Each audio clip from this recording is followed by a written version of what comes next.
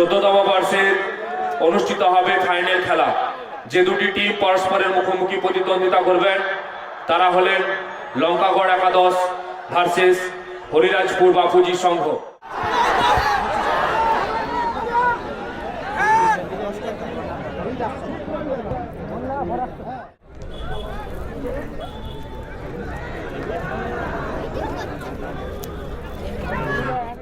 Versus এই ম্যাচের বিজয়ী দল।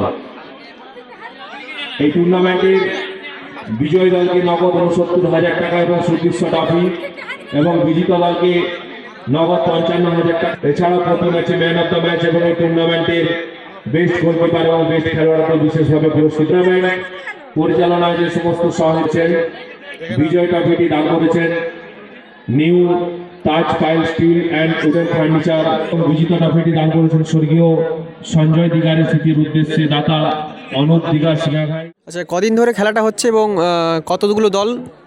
আমাদের দুদিন ধরে এই খেলা চলছে, 8টি দল এতে অংশগ্রহণ করেছে।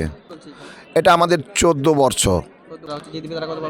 যারা জিতবে, যারা বিজয়ী, তাদেরকে নগদ আর্থিক পুরস্কার দেওয়া হবে 69,000 টাকা এবং বিজিত দলকে দেওয়া হবে নগদ আর্থিক পুরস্কার 55,000 টাকা এবং ট্রফি উভয় দলকেই।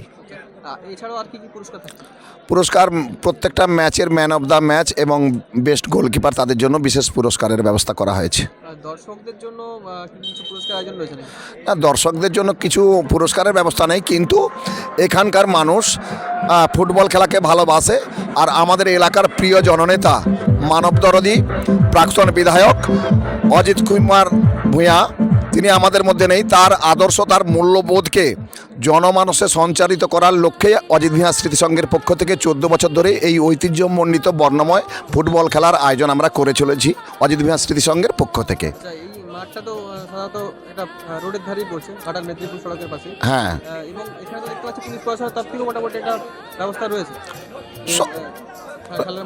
খেলার মাঠে এমনি থাকেই, যাতে কোনো ধরনের বিশৃঙ্খলা পরিস্থিতি না হয়। এখানে আমাদের সে ধরনের কোনো সিচুয়েশন নেই। এখানে স্বতঃস্ফূর্তভাবে মানুষ অংশগ্রহণ করে। এখানে অনেক মানুষই ফুটবলকে ভালোবাসে, দেখতেই পাচ্ছেন হাজারো হাজারো মানুষ জমায়েত হয়েছে দুদিন ধরেই। সেই জন্য ফুটবল খেলাকে তারা উপভোগ করতে চায়, আর তাদের ভালোবাসাকে, তাদের আবেগকে মর্যাদা দিয়ে আমাদের এই আয়োজন 14 বছর ধরেই চলছে। সেই জন্যই তো ফুটবল খেলা বাঙালির প্রিয় খেলা, সেটা হারিয়ে যাচ্ছে, তাকে বাঁচিয়ে রাখার লক্ষ্যেই আমাদের এই প্রয়াস আমরা গ্রহণ করছি, যাতে উৎসাহিত হয় আগামী দিনে যুব সমাজ যাতে ফুটবল খেলার প্রতি তাদের ভালোবাসা ফিরে পায়। হ্যাঁ, রাখতে চাইছি। আমার নাম পূর্ণচন্দ্র ভুক্তা, এই অজিত ভূঁইয়া স্মৃতিসংঘের সদস্য। আচ্ছা, ছোট থেকেই তো দেখছো এই খেলাটা হচ্ছে, তো তারপর থেকেই এত বছর ধরে খেলাটা চলছে, প্রায় 14 বছর হয়ে গেল। তো সেই একটা পূর্বের অভিজ্ঞতার সঙ্গে এই বছরের একটা অভিজ্ঞতা যদি একটু বলেন।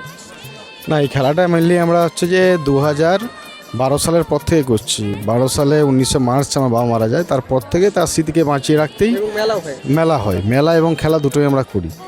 তো সেই তারপর থেকে আমাদের ভেতরটা হচ্ছে। প্রথম 5 বছর আমরা ক্রিকেট খেলিয়েছিলাম।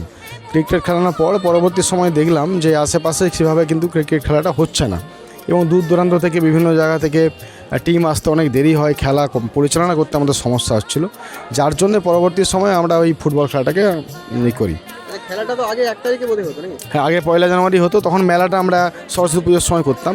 যেহেতু মেলাটা আমরা এখন বিগত 5-6 বছর মেলাটা ডিসেম্বরে হচ্ছে, যার জন্যে সময়টা খুবই অল্প হয়ে যাচ্ছে, কারণ মেলাটা মুশকিল হয়ে যাচ্ছে।